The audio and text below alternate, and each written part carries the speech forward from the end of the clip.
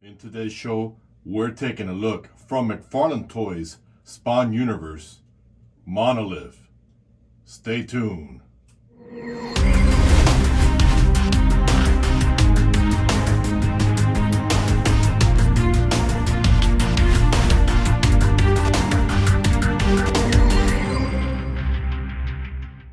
All right, welcome back to the show, guys. Welcome back to the show. And man, we've got a big figure here to cover.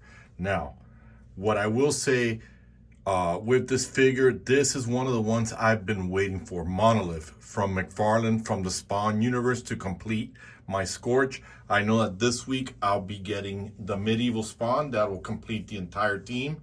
For those of you who don't know who Monolith is, he was working for Omega Spawn. And then, spoiler alert, so if you don't want to, I'll signal you when you can come back. So spoiler alert in 3, 2, 1. Monolith worked for Omega Spawn, and then he turned on him. And in doing so, was actually allowed to join the Scorch, which now, if you notice in one of the covers, he's kind of like Jessica's protector, sort of like the Hulk is protecting Black Widow. So I'm gonna put my finger here. You can come back. Now, with that said, you gotta love how genius McFarlane is. People don't, you either like him or you don't like him. But what I love about him is that, you know what he said, hold my beer, and he made his own version of the Hulk as Monolith, as a Spawn. And I'm gonna tell you, it just looks fantastic. This is something that comic books, whoever's a big fan of the Hulk, I've never been a fan of the Hulk, but I appreciate him. But I don't like how Marvel turned him into a beta male type figure, especially in the She-Hulk. The Hulk wasn't known for the intelligence, yes and no. It was more about the brute force, and that's what people loved. The animalistic and primal about it. This guy talks, this guy's intelligent, but he's not a buffoon like they have him in the show. And I gotta say, it's spectacular. So, with that said, guys, there's not much of housekeeping. I can't say for certain if you need the stand or not. You got the stand with the Spawn logo on it. We'll zoom in right there real quickly. I can't say that you'll be needing it, but I will say that I had a little bit of trouble standing him up because he is a little bit top heavy. I'm gonna bring him in for details so you guys can see the face. Now, before I do the articulation, I will say this. McFarlane, this isn't DC where you're being restricted by what you do with the figure or being told. This is your own product, and as such, you should have added him an articulated jaw on here. And I think that a lot of my fans or followers or people who watch my show would agree with me that we would pay a little bit extra if you put in extra hands. This, again, McFarlane, this is your own figure. There's no limitation. You can quit the nonsense with, look how much plastic. People would pay just a little bit for this figure to get extra hands. An articulated jaw wouldn't kill you. But overall, guys, it is a hard plastic here. You guys can hear my fingers on it, but he's got the Spawn markings on him. He's got this weird belt with all these things and these accessories. So I got to go back because he does make an appearance on issue 314 of it. And I'm waiting for McFarlane's version of the omnibus. Comes out, look at the pockets there. I'm sure some guys out there customizing are going to probably give it a weathering on those there. We've got the typical Spawn boot here, which I really don't like. I think it kills the articulation of it. And I got this guy because what would it be like to have him animated fighting like with a Superman? Like I've seen there's some, stop motion out there where people have Superman. Again, he wants to fall. I'm really not in the mood for a blooper, so I'm just gonna put the peg on him. Sorry about that, I hit the camera. So there it is. I'll put him here so you guys can see him. Overall, the figure looks fantastic. Look at the skulls on here. I'm gonna get that in here, bear with me.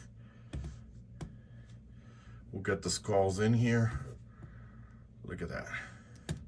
How crazy is that? The fists got these spikes, and they are hard. They're not a soft plastic.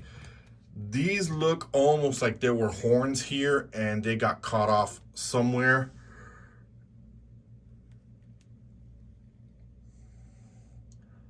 So you guys can see that there with the canisters. And so if you give me a moment, I'm gonna bring in Omega Spawn so you guys can take a look at it together. So again, here is Omega Spawn next to Monolith. And guys, if you read the profile, if you read the comic, Omega Spawn should be towering over him. He should be the size, at least in action figure form, as the Violator. In the comic, he's 25 feet tall. So he's a behemoth. And it took a lot for Monolith to turn on him and fight with him. Now, I'm happy that Monolith is big, but truth be told, this was a fail right here on McFarlane's part. He should have made Omega Spawn about this high. As you can see my hand, towering a little bit over that, just to give a reflection of depth and height for a monster. You know, these are supposed to be McFarlane's pride and glory. These are his figures. These aren't DC's. He's not mandated by anyone, but he's more worried about how much plastic. And I get it, guys. I'm not complaining. For the price that we're all paying, we're getting a quality figure, but at the same time, we're kind of being cheated. At least in my opinion, we're being sort of cheated, because we should be getting extra fist. We should be getting from McFarlane. But lately, I've actually been exploring, guys, more of the good smile figures, the SH, and I'm starting to see why animators are starting to go with those companies and animate, because they're not thinking about the collector who's going to just put these figures on a shelf and collect dust. They're thinking about guys out there who are doing stop motion, which is promoting their work. And I think McFarlane should look at that. He should say, you know what? I've got people out there that are going to be doing stop motion with my figures. I should at least be promoting more articulation. But again, that's just me, guys. That's just a small rant. Let's get with the articulation of it. So I'm going to bring the figure here. Let's take a look here. We do get a head swivel here, head swivel here. You do get that much, but because people are smaller than him, you do get that much for him to look down, so kind of like give you an attitude on there. You do get almost a 90 degrees. The skull pads don't, or armor don't get that there. Look at that, man. I like how it's supposed to be look like it's tied with wires. So you do get that in there. You're not going to get a bicep because of the size of the figure, but you get the rotation here. Single jointed elbows. We'll flex that there for a moment so you guys can see. You get that clicking mechanism. The wrist, as you guys can see here, it's got this mechanism here, so it does swivel, it does go up and down. But again, guys, knowing how you guys can animate, you guys will be able to show me how to make a flying fist with that. This is hollow, so you're gonna get the waist swivel there. The diaper is very soft, but it's not a ball joint. It's the McFarlane mechanism. At least that's what I call it. No thigh swivel, guys. You don't get that in there, so don't even think about it. But you get a knee swivel for the figure. Single jointed knee, and it stops right there. So you may need to shave that off if you want to get more out of it. You do get a swivel on the foot, because McFarlane, I love how he integrated the boot with the swivel. It's not a ball joint or that weak joint. You get that swivel there, and you get a toe articulation. So overall, guys,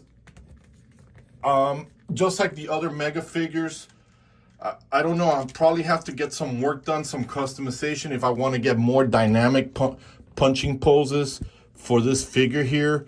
I really, really wish McFarlane would think about some of the articulations that his figures could come with. Sorry, I took them off screen because I am now having trouble adjusting, here we go, the foot, so I could stand him up. I don't feel like dealing with a blooper. So there he is right there, looking all menacing. So you guys tell me if this is a guy you're gonna pick. I mean, if you're collecting McFarlane, if you're collecting, you know, the Scorch to complete your team. Remember, the Scorch is McFarlane's version of the Avengers. That's his version, using all hell spawns to fight the Plague, to fight the Nightmare spawn, even Omega and Raven. So let me know, guys, what you think. I certainly love him, but I really wish he wasn't a paperweight. Just like I said about Man-Bat, that I felt like it was more of a paperweight than a figure. There he is there for you. So again, guys, let me know your thoughts. Let me know in the comments. And guys, if you like today's show, don't forget to hit the like. Don't forget to hit the bell for notification. And don't forget to subscribe to the channel. Helps me out a lot on the road to 1,000. So with that said, guys, I thank you for watching today's episode. Thank you for taking a look at this review. And with that said, me and Monolith, we're done with the review, and we are